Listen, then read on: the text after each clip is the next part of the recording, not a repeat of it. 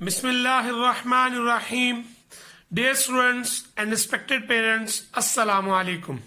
Today we are going to start lesson number 2 of unit 13 of Iqra Applied Grammar book 2. Dear students, let's start the proceedings of the lesson with the next segment of this unit, which is practice segment.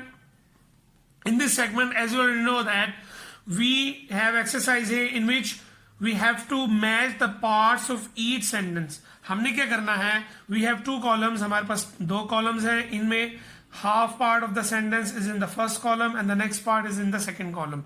हमने इन दोनों को match करना है और meaningful sentences बनाने हैं. जो हमारे पास फर्स्ट कॉलम है, इसके अंदर हमारे पास जो पार्ट है, action that had already finished, ये वो वाला हिस्सा है. In the second column we have the second part in which another action happened, ये वो वाला पार्ट है जिसमें another action happened. तो हमने इन दोनों पार्ट्स को मैच करना है और मीनिंगफुल सेंटेंस बनाना है. So dear students, I'll read out the parts for you and then you will pause the video, you will do the exercise and then I'll come back and I'll give you the feedback. So first we have she had eaten her dinner, और ये पहले जो part है वो आपके लिए कर दिया गया है, before she went to sleep, and the remaining part will be done by you. So dear students, now it's your turn to pause the video and do the exercise and then I will come back and then I will give you the feedback of this homework.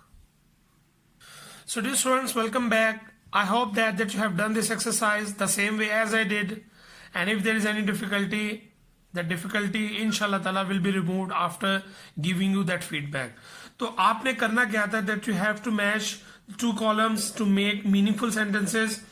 तो जो पहला example थी वो आपके लिए कर दी गई थी, जैसे कि यहाँ पे क्लियरली मेंशन्ड है, she had eaten her dinner before she went to sleep. जो रिमेनिंग पार्ट थे उनको आपने मैच करना था और उनसे एक मीनिंगफुल सेंटेंस जनरेट करना था.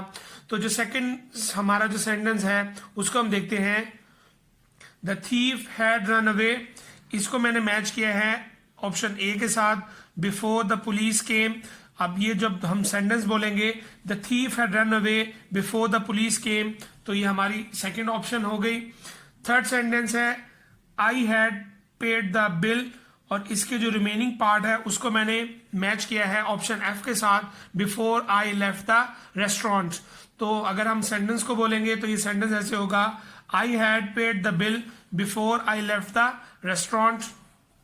Sentence number 4, the patient had died, और इसको मैंने मैच किया है बी ऑप्शन के साथ, before the doctor reached there. तो जब हम सेंटेंस को रीड करेंगे, the patient had died before the doctor reached there. Option number 5 is the rat nibbled the net. इसको हमने मैच किया है ऑप्शन डी के साथ, बिफोर द हंटर अराइव्ड, और जब सेंटेंस को रीड करेंगे, the rat nibbled the net before the Hunter arrived. Option number 6, they had bought the gifts. इसको हमने मैच किया ऑप्शन ई के साथ, बिफोर द पार्टी स्टार्टेड. तो हम इसको जब रीड आउट करेंगे सेंटेंस को, they had bought the gifts before the party started. So dear students, I hope that you have done this exercise the same way as I did. And is there any difficulty or mistake? I hope that mistake will be removed after getting the feedback. Now it's time to move on to the next segment of this unit, that is exercise B, and then I'll explain you your homework for today as well. Dear students, your homework for today is your exercise B, in which you have to put the correct form of verb in the blanks. आपने क्या करना है, you have to fill these blanks. आपने इन blanks को fill करना है with the correct form of verb.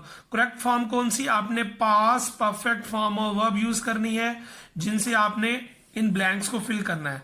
Her sentence में bracket के अंदर आपको वो verb दे दिया गया है जिसकी आपने correct form यानी past perfect form को इस्तेमाल करते हुए इन सेंटेंसेस को कंप्लीट करना है और पास्ट परफेक्ट टेंस के sentences बनाने हैं.